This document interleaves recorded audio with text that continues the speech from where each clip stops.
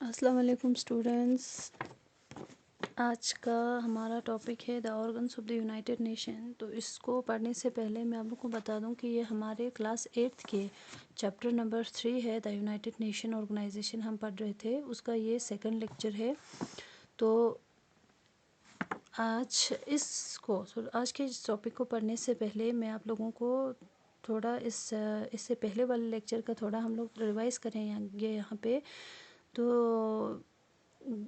इससे पहले वाले लेक्चर में हमने पढ़ा कि यूनाइटेड नेशन ऑर्गेनाइजेशन कब बना और इसको बनाने के मतलब सरकमस्टांस क्या थे, व्हाट आर द रीज़न कि जिसकी वजह से ये जो ऑर्गेनाइजेशन है इसको बनाना पड़ा। ठीक है, तो सबसे पहले बच्चों हमने पहले पढ़ा कि united nation organisation come into existence on 24 October 1945 को ये एग्जिस्टेंस में आया। और अब हम पढ़ेंगे कि ये जो है एग्जिस्टेंस में या इसको बनाने की ज़रूरत क्यों पड़ी। ठीक है, तो इसमें जो है हम कुछ रीज़न देंगे। ठीक है, जो कुछ 4-5 रीज़न मैं यहाँ पे बोल रही हूँ, ये आप लोग कॉपी पे नोट करके रख लेना। तो ये थोड़ा आपके लिए इम्पोर्टेंट भी है कि what are the reason to establish the world united nation organisation. ठीक है, तो इसमें सबसे पहला रीज़न आता है बच्चा डिज़ास्टरियस वर्ल्ड वॉर। जैसे कि हमने पहले पढ़ा कि फर्स्ट वर्ल्ड वॉर और सेकंड वर्ल्ड वॉर ऐसे बहुत ही डिस्ट्रक्टिव वॉर थे, सो जिसकी वजह से पूरे वर्ल्ड में बहुत सारे लाइफ लॉस हो गए, प्रॉपर्टीज़ लॉस हो गए, बहुत ज़्यादा डिस्ट्रक्शंस हो गए। तो इस वजह से जो है ये जो ऑर्गेनाइजेशन है, हमारे वर्ल्ड लीडर्स जो है वरीड होने लगे, अब चिंता होने लगे उनको। तो जिस वजह से जो है इन्होंने रियलाइज़ किया कि ऐसे एक ऑर्गेनाइजेशन की ज़रूरत है जो वर्ल्ड में पीस मेंटेन रखे। तो इसलिए यूनाइटेड नेशन ऑर्गेनाइजेशन को जो है एस्टेब्लिश किया गया।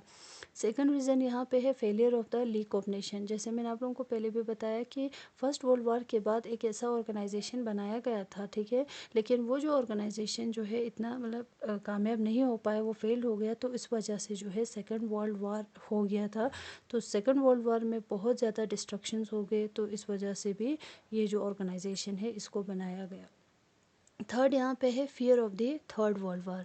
थर्ड रीज़न, पहला रीज़न मैंने आपको बताया डिज़ास्टेरियस वर्ल्ड वॉर, सेकंड रीज़न मैंने बताया failure of the league of nation की वजह से, एंड जो थर्ड रीज़न है fear of third world war. ठीक है, थर्ड वर्ल्ड वॉर की वजह से अब लोगों को जो है फर्स्ट वर्ल्ड वॉर हुआ, सेकंड वर्ल्ड वॉर हुआ, बहुत ज़्यादा डिस्ट्रक्शंस हो गए। तो इस वजह से हमारे जो लीडर्स है वो वरीड होने लगे, अब चिंता उनको होने लगे कि अगर तो इस तरह से थर्ड वर्ल्ड वॉर भी अगर हो जाएगा तो इसी वजह से पूरा दुनिया जो है ख़त्म हो जाएगा, पूरी दुनिया जो है, पूरा वर्ल्ड जो है वाइप्ड आउट हो जाएगा। तो इस वजह से जो है इस फियर से, इस डर से जो है, या थर्ड वर्ल्ड वॉर के डर से भी ये जो ऑर्गेनाइजेशन है ये बनाया गया। जैसे थर्ड रीज़न हमारे पास क्या हो गया, fear of third world war.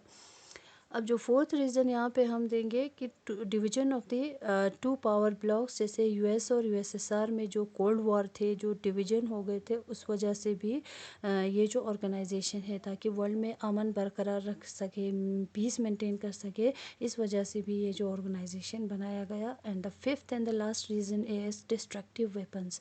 जैसे बच्चे हमने पहले पढ़ा कि सेकेंड वर्ल्ड वॉर में एटम बम का इस्तेमाल किया गया, तो उसकी वजह से बहुत फर्स्ट वर्ल्ड वॉर से सेकेंड वर्ल्ड वॉर बहुत ज़्यादा डिस्ट्रक्टिव रहा।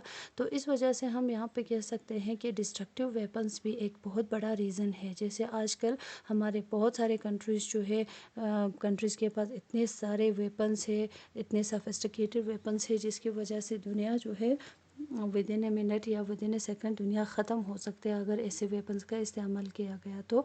सो दे इस वजह से भी जो है डिस्ट्रक्टिव वेपन्स की वजह से भी थर्ड वर्ल्ड को जो है एस्टेब्लिश किया गया है। तो these are the reason to establish the united nation organisation. ठीक है, सो आज का हमारा टॉपिक है the organs of the united nation.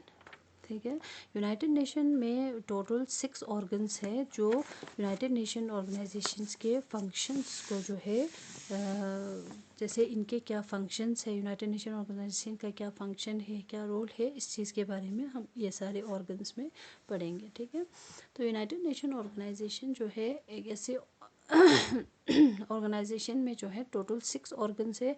उसमें से पहला ऑर्गन्स द जनरल असेंबली। इसमें 3 मोस्ट इंपॉर्टेंट ऑर्गन्स है, general assembly, the security council and the international code of justice. These are the 3 important organs of the united nation. और बाकी इसमें और भी ऑर्गन्स है, जैसे the economic and the social council, the trusteeship council, the secretariat थोड़ा। तो ये सारे जो है क्या है, यूनाइटेड नेशन ऑर्गेनाइजेशन के ऑर्गन्स है।